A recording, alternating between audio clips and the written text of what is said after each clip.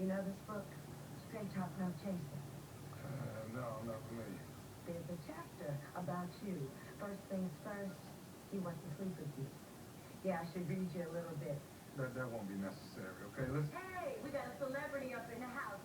Sign some autographs. You should charge him $10 a picture. Hey, look, it's been a big misunderstanding. There's no misunderstanding. I saw you talking to a miss almost underage. You're absolutely right. I shouldn't be behaving like this. I'm a happily married man. I mean, my wife, she's going through some health issues, and it's kind of my personal relations. I lost focus. You're good. You're really good. There's a chapter here about that too. Look, I'm serious. And I pay her phone, so don't let me see your number on your cell phone.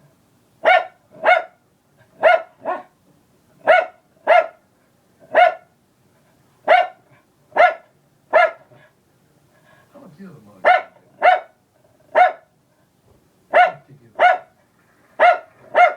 Let's keep it going, and I want you to put your hands together and give a nice, calm welcome for my man, Dr. I'm doing some research on the health benefits of life. There's a lot of health benefits. Boy,